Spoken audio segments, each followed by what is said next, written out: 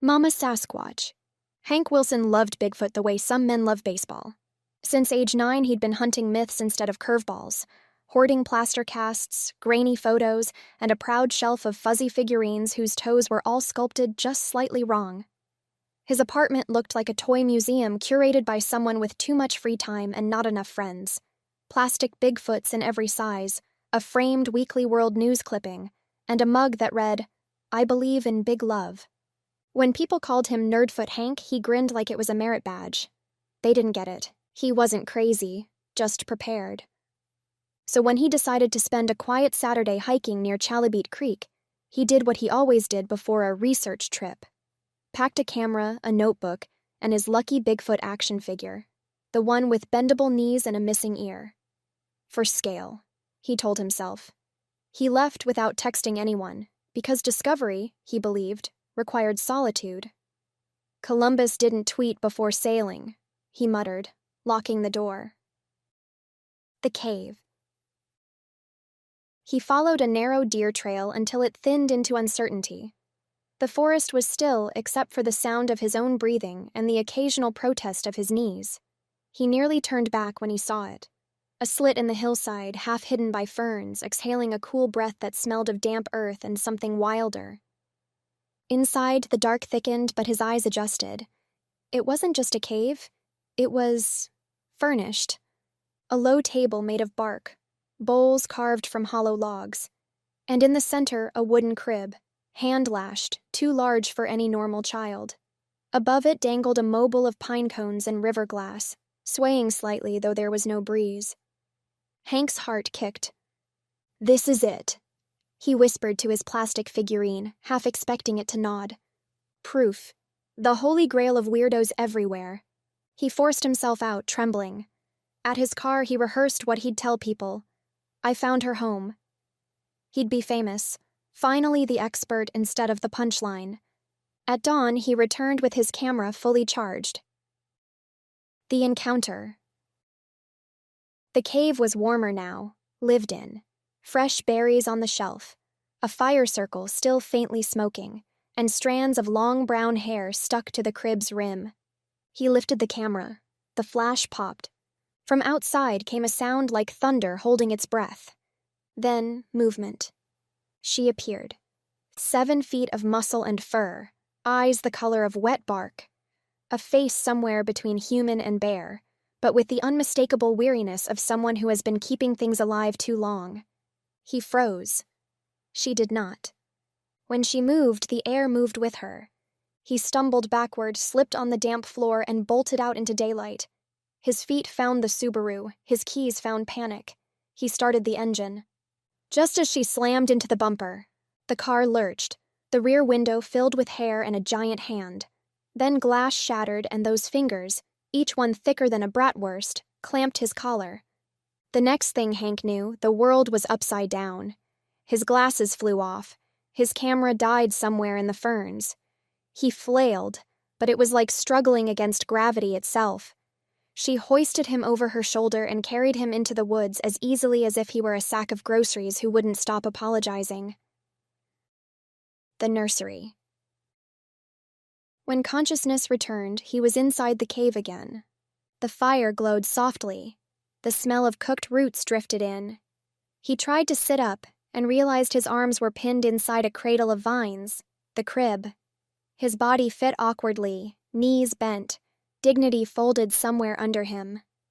The creature, Mama Sasquatch, he thought, giddy with terror, was stirring a bowl at the fire.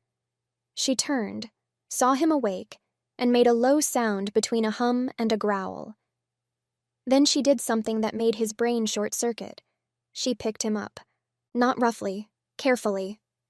She carried him to a high chair, hand-carved from branches, big enough for a lumberjack toddler, and set him down. A strap of woven bark crossed his chest.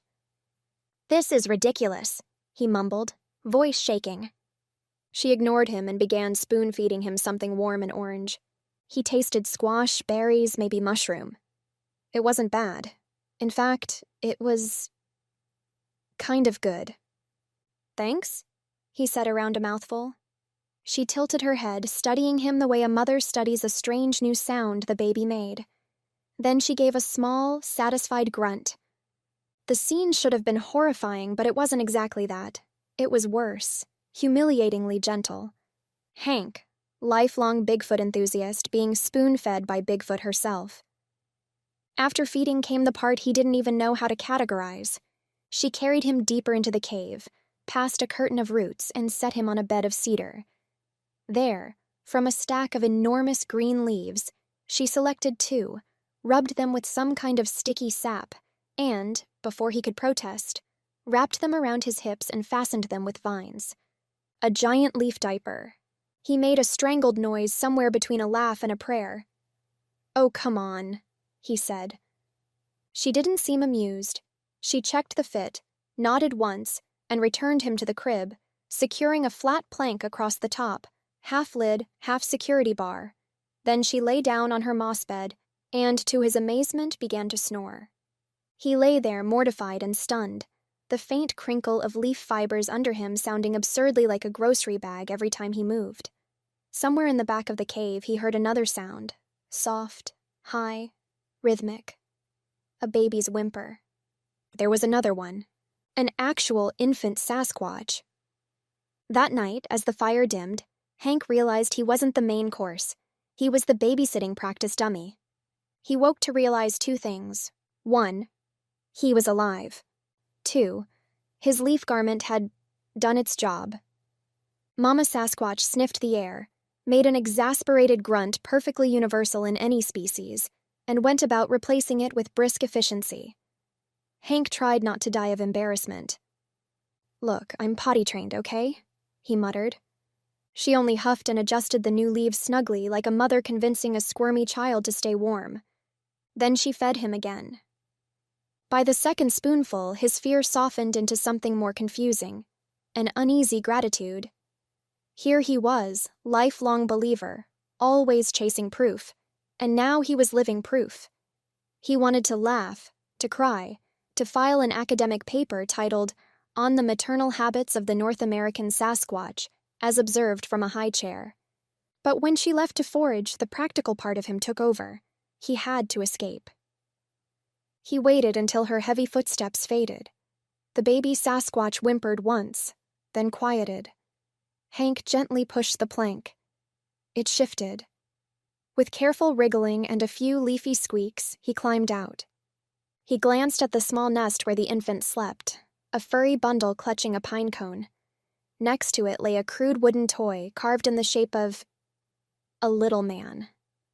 His heart squeezed. She'd made that. He took nothing but left something behind, his lucky Bigfoot figurine. He set it beside the wooden man, a tiny bridge between myths. Then he ran. The forest seemed larger now, the air sharper. He didn't stop until his Subaru came into view. He collapsed into the driver's seat and laughed. Wild, breathless, terrified laughter that sounded like someone trying not to cry. The toys grinned their plastic grins. The framed photo of a blurry footprint now felt like a bad joke. He stared at his reflection and whispered, "You got what you wanted." But he couldn't stay away. A week later, he returned, with fruit, jerky, and, absurdly, a pack of baby wipes for scientific diplomacy. The cave was quiet, the crib empty. Only the figurine he'd left remained, now gnawed at the edge.